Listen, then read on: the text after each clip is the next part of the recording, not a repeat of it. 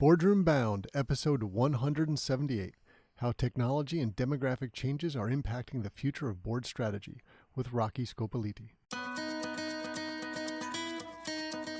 There's only a few, maybe 10, 15% of an organisation's workforce that comes to work each day to change. And so I think this plays into the organisation's culture, which I think is central to how the organisation's capacity to adapt.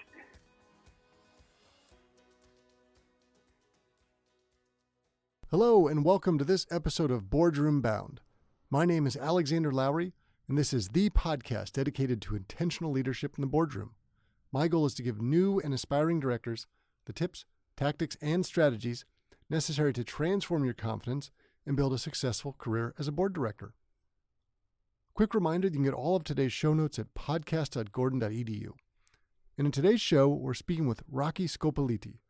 Rocky is a world-renowned futurologist. His pioneering behavioral economics research on the confluence of demographic change associated with millennials and digital technology have influenced the way we think about our social, cultural, economic, and technological future.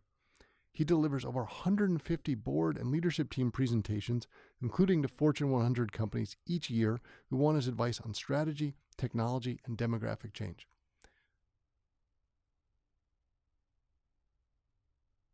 In today's show, we're going to be talking with Rocky about how all of his demographic research is changing not only corporations, but the boardroom. It influences not just the way the board thinks about what they need to do for the organization to set up for success, but also the boardroom itself is changing. As more millennials, for example, come into the workforce and their knowledge and skill set of technology, so things like cyber and risk and social media, those seats at the board are going to be filled by those people. So not only does the organization need to think about itself to change, but the board is thinking about what we need to do to change. So Rocky's going to break down all of that for us with a wealth of information that we're going to cover in a very short period of time in very actionable ways. And he will be talking about culture and strategy and how those are so important and they're changing as a result of the demographic shift.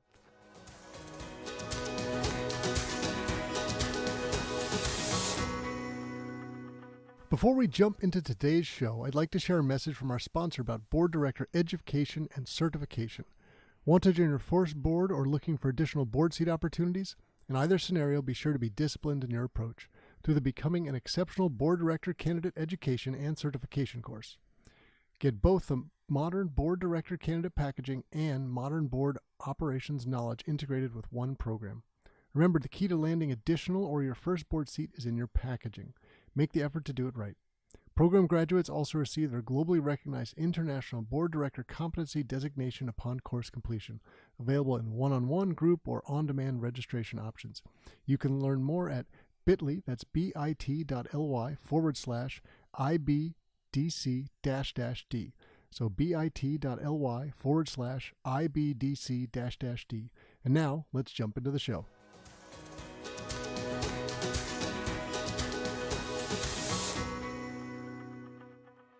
Rocky Scopoliti, welcome to the Boardroom Bound podcast. Fantastic and great to be on the podcast. Thank you, Alexander. Great to be here. And we appreciate the efforts that you've made to join us from the other side of the world over in Sydney, Australia, a place that I went on my honeymoon. We were joking about it before we started the recording day. Just a magical place, beautiful, kind people, great food, place I would love to get back to. So if our audience has never been there, you must have it on your bucket list. And look, I would say as a honeymoon spot, it probably will serve your marriage well to think about Sydney as a destination. That's right. Well, Rocky, maybe you can just help set the scene for us a little bit as we start today. So you've got this very different type of background experience than a lot of our guests, but it's perfectly relevant for today. You're a board member, you've gone through credentials, and everything that you specialize in is going to help us conceptualize how we do our jobs better and the challenges to overcome today. So maybe you can start by just setting the scene and giving us some more background about yourself. Sure. So the last probably 15 years of my career has really been centered on research thought leadership. Professionally. And, you know, my purpose, I guess, is really defined by trying to make the world a better place. And the way I do that is through my thought leadership research. The two areas of my research interests, which are today often treated as though they're mutually exclusive, but they're in fact inextricably linked. And so one of those passions relates to demographic change. And here I've spent the last 15 years researching the millennial generation, which is defined broadly as those that are born between 1980 to 2000. Today they'd be 19 to around 39 years of age. And so over the 15 years, I've watched them graduate from school to now become leaders in organisations, institutions, around the world. They now represent 1 in 3 in our global population. The other area of my research interest is emerging digital technology. And so what I try and do is sort of bring these two inextricably linked forces together to address a question that has sat in my thoughts for the last 15 years, which is how do we increase our capacity to change in a world of accelerated change? How do we increase this sort of, ability for us to adapt to a world of accelerated change? And so my new book, Youthquake 4.0, is really a world first in many respects because it does bring these two topics together in a very quantitative and global sense. And Rocky, let's just paint this a very clear picture for our audience. Let's draw this back together, because what you're talking about, the large demographic change, we've seen that, for example, in American corporate environments today, depending on the size of your corporation. Like where I work at JP Morgan before, you would have 4 generations in that workforce. Wildly different perspectives, thoughts, attitudes, intentions. And in some ways, I imagine people are listening going, that's what we're talking about today. How do we make that work effectively? Because people at the board are setting a culture, a strategy, a tone, how to make all of those people effective, give them the right tools. But it's more than that, right? How would you explain it? Yeah, it is, because if we are thinking about the role of a director across 2 key areas, the first is the responsibilities for the strategy of the organisation, and secondly, the responsibility for the organisation's culture. Now, when we think about those 2 things, and we think of them over a 5-year time horizon, this is the profile that we need to think about those 2 things within. Today, millennials in the US and indeed around the world represent about 1 in 3 in the workplace. By 2020, in another year and a half, they'll make up 1 in 2 in the workforce. By 2025, they're going to make up 75% of the workforce. And so this will have significant impacts in terms of the way that we think about our human capital, and the preferences of how they wish to work, and have a profound impact on the culture of the organisation, because this is a demographic that is very crystal clear about alignment of the organisation's purpose to their own values. And we haven't seen this before in other generations.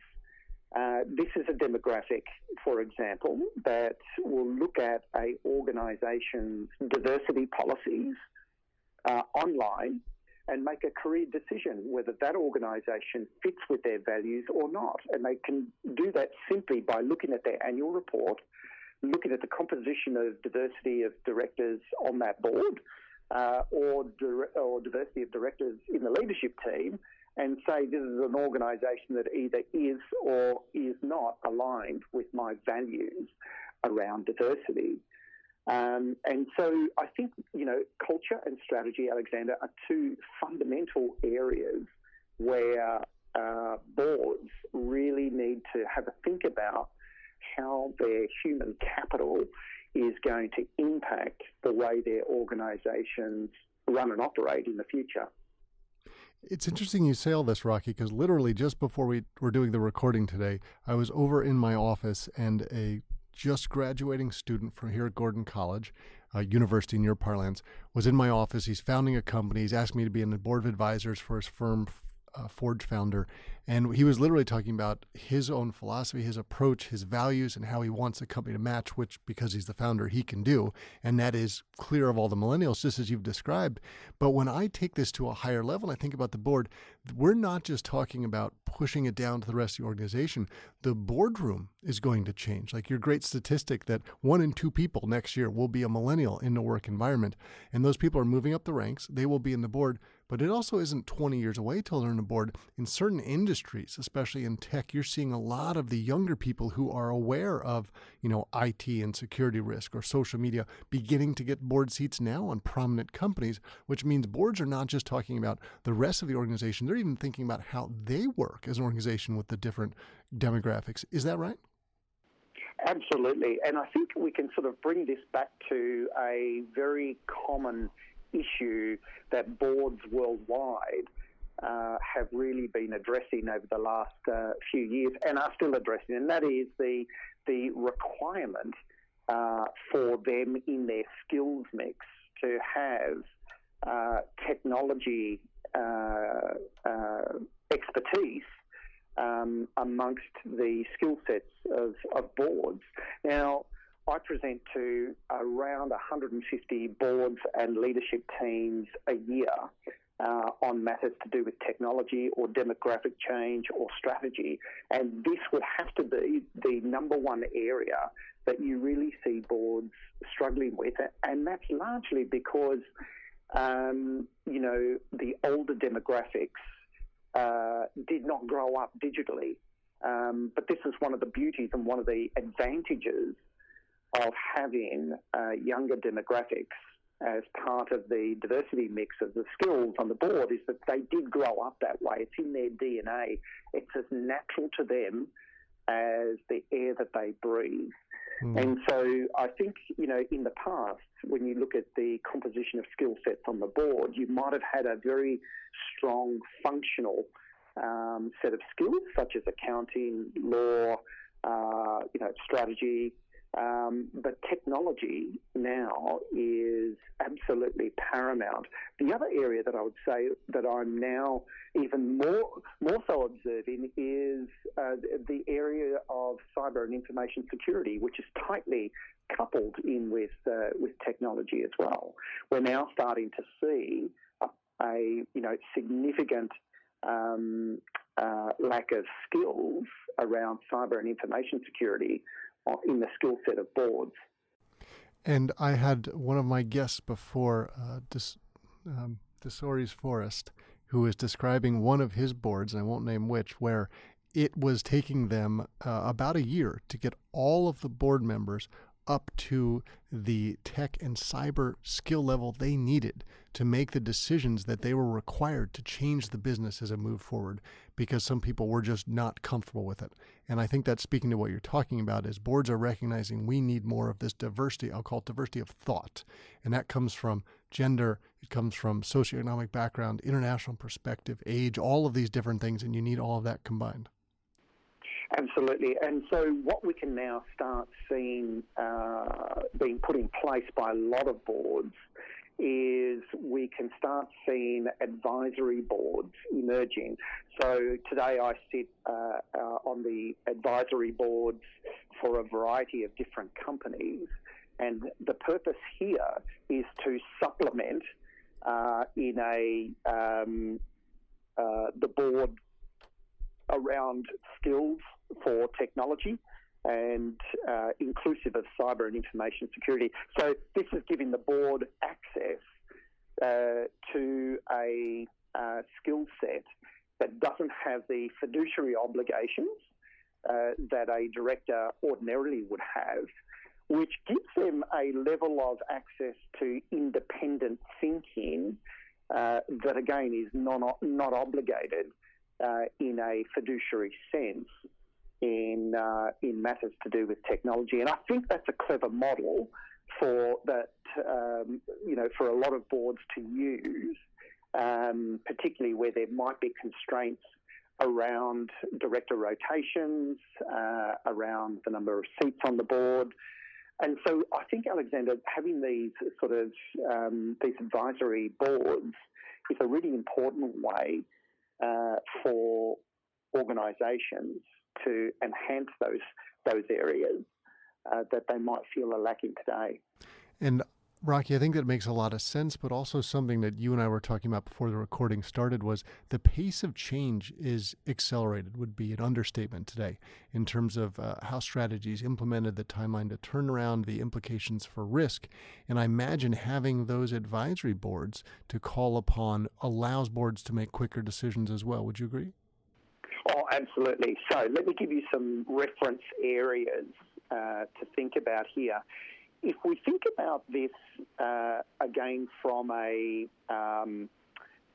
the perspective that a board has to think about its human capital requirements over, the forward estimates period, let's just say 5 years, that might be the planning horizon. It has to think about organisational culture, has to think about a whole variety of different areas.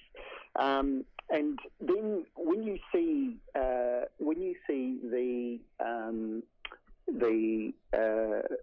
skill sets, you've got to think about how they will reskill their employees as work changes. And the future of work, I presented at a conference recently about the future of work. And, the way we work is profoundly changing. We've now got technologies that are coming on much faster than we've ever known. Technologies such as artificial intelligence, technologies such as augmented realities, and all of these groups of technologies associated with the fourth industrial revolution. So the nature of work is profoundly changing. And so if we look at then how have we adapted to address the emerging requirements around some of these new skill sets. Let's look at data science as our first reference area. How well has the labour markets adapted to the demands of data science? Now, indications so far are that we haven't. In the US alone, McKinsey reported a data science skill set shortage in the order of 140,000. Now, the US isn't alone here. Australia, many other OECD countries did not pick the timing for those skill sets and the demand very well. The second area is then cyber and information security. Worldwide, there is a shortage of cyber and information security analysts. We have them here in Australia, same in the US. And so the signposts are already here that the pace of change in the labour markets is moving much faster than our capacity to supply and adapt. So when we look at the fourth industrial revolution, which is now upon us, how are we going to go for skill sets around artificial intelligence? How are we going to go about supplying skill sets around blockchain, nanotechnologies? All of these new, robotic process automation, robotics engineers. How are we going to go on all of those fronts? So this is a major problem where there is a dislocation or a disequilibrium between the pace of change and the way with which organisations, our academic institutions and governments are reskilling or producing sufficient and adequate skills in the workplace. This is a very big issue. And if I agree with you, and as we extrapolate this up and think, bringing it to our audience's level, you're talking about people around the boardroom making decisions. the pace of change for someone to be able to operate as a director in what we'll call as an agile world, which I think is where we're headed, is dramatically different than the requirements it would have been several decades ago. How are you advising the different groups to begin to adapt to this new approach? So there is what I refer to as the ingenuity gap. The ingenuity gap is described as the disequilibrium between the aspirations of the organisation's strategy and the discord in terms of then being able to equip that strategy with the right skills at the right time. And I think this is one of the reasons why we are seeing that digital transformation strategies are not producing the results that were originally expected or anticipated from organisations, because the ability to adapt is just not there. The resistance to change is holding organisations back. And it's what I refer to in the book as the organisation's immune system. So if we think about the way with which organisations are approaching change, you know, most employees and people in the organisations come to work every day to keep the status quo. There's only a few, maybe 10, 15% of an organisation's workforce that comes to work each day to change. And so I think this plays into the organisation's culture, which I think is central to how the organisation's capacity to adapt is changing through the course of time. And so I think, so the word, I think, transformation, and what I refer to in the book, I think it's reached its useful life, because the word transformation suggests that there's going to be an arrival, there's going to be an end state. And so often when you hear organisations present their digital transformation strategies or their organisational transformation strategies, what they're talking about is they're saying, you know, by 2020 or by 2025, we are going to unveil this new organisation, and this new organisation will provide us with the promises of survival in perpetuity thereafter. But the reality is that's not the case anymore. If you look at the average age of a Fortune 500 organisation back in 1920, it was about 65 years. Today, that's down to about 15. I'd suggest that by the time we get to 2025, it's going to be much less than that. And so this whole notion of this expectation of an end state, I think is what I refer to as fool's gold. There is no end state because the world is constantly adapting. And so the way that we need to think about organisational survival is in fact not about an end state, but its capacity to constantly adapt. And so I went searching as I was researching and writing my book for a new word. I thought, you know, the word transformation is not setting us up for the right expectations of adaptation. It's in fact setting us up for this sort of false sense of survival in perpetuity. And after 6 months, I found the word. And what's that? So so the word is juvenescence, and juvenescence is a beautiful 19th century Latin word defined as the constant state of youthfulness.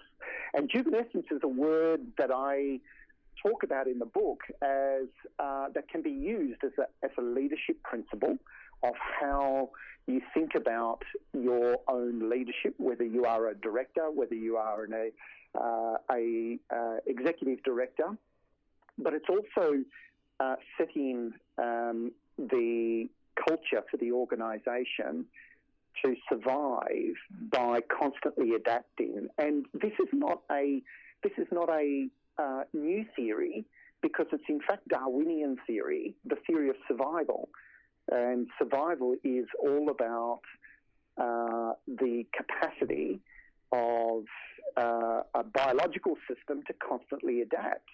And so I would think that an organisation's success in the future is going to be based on its capacity to adapt, rather than to treat itself through a transformation, which is often thought of as a once-off event. We're going to ask shareholders for, $1 billion to transform the organisation. We're going to unveil this shiny new thing, and then, life thereafter will be good. It doesn't work that way anymore. Well, your message brings to mind a story that I read about. The longest tenured civil servant in the U.S. retired, and a newspaper reporter went and asked this person some questions of how did your career last so long, how were you successful, etc. And I'm calling to mind here what you're talking about, that most people don't go to work to transform, to change, to stay the same. And this person said the secret was always say no, never say yes to anything. And for people listening, they're probably go, well, that's why they were a civil servant. But I think the philosophy was what you're talking about, that most people are going to do a job, not do more than their job. But what you're saying is the world is changing. We need to change with it and be ready for an increasing pace of change, which if you're a director is both exciting and daunting. But given what you've just talked about transformation as a word as different from what we think of today and what it'll be in the future, what are your sort of top things that you'd recommend directors should focus on in their organizations for the transformations to be successful? I think the first area has to be culture. And because the culture of the organization is essentially what can be used to describe why a organization seems to succeed in an industry versus its competitors or peers who might, at a business model level or a strategy level, be comparable. Why does one bank appear to outperform its competitors and peers in a very stable industry? And I think we can point to organisational culture as being the differentiation between one and the other. And so a real quick example of that, Rocky, would be here in the U.S. is Southwest Airlines, because they are considered one of the best, sort of a no-frills airline, but their people are such that the CEO says, you can come in and benchmark me any day of the week. You can't duplicate my people and my culture. That's why we are where we are. Absolutely. And I think this is the interesting shift in the services sector that we're seeing compared to the industrial markets, because the services sector has had to compete on culture, more so than perhaps some of the industrial markets. And so it's unsurprising then when you see organisations like Southwest Airlines, Capital One in the United States, a great example of a financial institution who has used its organisational culture to propel itself over and above its competitors and peers. Now, this is what you find in internet companies, the newer organisations based around their purpose. They have a higher order purpose compared to a traditional and older organisation. They have a burning platform which unifies a culture and also, encourages change, encourages risk-taking and failure. One of the things that we sort of have a discord around also in a traditional organisation is this sort of this narrative around innovation and change, and often you'll hear organisations reporting that they are innovative, that they may point to symbols and examples of where they might have delivered some innovation initiatives. But the reality is that innovation is innovation failure is not tolerated within the organisation's culture. Whereas, failure needs to be understood and incorporated as an integral part of the learning process. Yet a lot of people in organisations find that innovation failure is a career-limiting move. And so I would say that culture is really the single biggest success factor that organisations need to get right in order for them to see the results of change, adaptation, and organisational success in executing the strategy that the board then manages against. Well, so Rocky, really quick, just thinking about the example you just said about an organization that is innovative in the sense of addressing its failures and wanting to get the best out. The U.S. Marine Corps is one of my favorite examples of this. They expect failure. You're not going to get everything right, and you celebrate the failure because you'll never make it again. So make decisions like sort of a 70% solution. You don't need 100%. You'll never be able to go forward otherwise. But you're right. Most people don't think about it that way. If you screw up, you've screwed up, and that's the end. Absolutely. And this really then strikes at the third area, Alexander, which is around risk. When we think about the risk appetite of the organisation, and again, that is central to board decision making. To what extent are boards incorporating a tolerance around risk failure? But again, not from a punishable perspective, but as a expectation that is critical and central to the progress and learning of an organisation. I'll give you another great example of this. If you look at Facebook and the way Facebook set their key performance indicators of their culture, they have approximately half of all employees' objectives and key performance indicators. They expect them not to make to reach 50% of them. But when it comes time to doing your performance review, what they're expecting is they're expecting you to say, I did not reach these 50% of my objectives because of X, Y, Z. And what we learned from X, Y, Z was X, Y, Z. And this is what we did differently.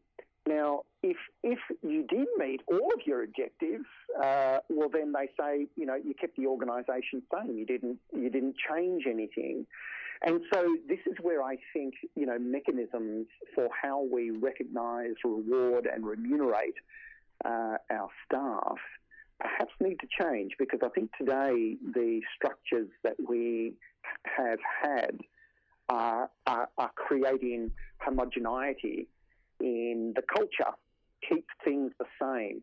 The performance measures are all about keeping a traditional linear approach to growth and performance, whereas today we're living in an exponential world, and a linear structure in terms of recognition, reward and remuneration will not give you the exponential performance, because it doesn't accommodate risk-taking and learning as part of the organisation's culture. Rocky, I feel like you've just delivered us a master class on what I'll call the confluence of demographic change that's associated with what's going through, mostly from the millennials moving through, but how the world is growing and different. And not just for a corporation, but specifically as we think about boards and how you need to approach it, how you need to work with yourselves, with your organization. So this has been so insightful for all of us. And just to be clear, you're not just an expert in this subject, you're also a director. You've gone through Australian Institute of Company Directors certification. You are a non-executive director, an advisor board member for multiple organizations. So you're living what you're seeing as well, and you're taking that to the organizations you're working with, not only to the ones that you're speaking to. So you've just given us so much knowledge today, and I'm sure there'll be many people in our audience who are thinking, I would love to follow up. I would love to learn more. What would be the best way for people to reach out? So they can reach out to me on my website, which is at youthquake4.com. And my contact details and links to my book and research are all on that website. So please feel free to reach out and connect with me, write to me. I'd be delighted to connect with any of your audience and viewers who are interested in more details around some of these things. Well, that's wonderful. And Rocky, we were delighted to have you on the show today. Thank you for sharing your insights into what is going to change business as we know it, and for helping all of us to be more boardroom bound. Pleasure. Thank you.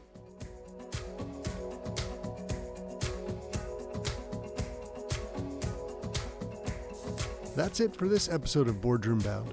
I really enjoyed chatting with Rocky Scopoliti. It was fascinating to hear the information that is changing our world. So as the millennials move into the workforce, the demographic change will be phenomenal, right? By next year, 1 in 2 people in the workforce will be millennials. But that's not just a change at the lower half of organizations. We're seeing the changes filtering up to the senior levels and all the way up into the boardroom. The board not only needs to change its culture and strategy and the vision for how it shares the organization, but how it works as individuals, because the boardroom will be changing, right? So people who are coming up, think about some of the technology companies we're seeing, people who are experts in social media or technology or risk, cyber, things like that are getting those board seats. So it's wonderful to think about what we all need to be doing to prepare not only organizations that we work with, but ourselves for that change. Now remember to head over to podcast.gordon.edu where you can get links to all of the resources we talked about in today's show. And if you enjoyed this episode, I would greatly appreciate it if you would head over to iTunes or Stitcher or Google Play, or wherever you're listening to this, and just take 30 seconds to leave an honest rating review. This is the best way that we get word about the show. And I'd also encourage you to subscribe and stay tuned in every week, because we're working hard to bring you fabulous quality like today. So thanks for joining me in this episode of the show. I can't wait to share more stories and strategies from brilliant business minds with you again next week. Remember to keep tuning in to be Boardroom Bound.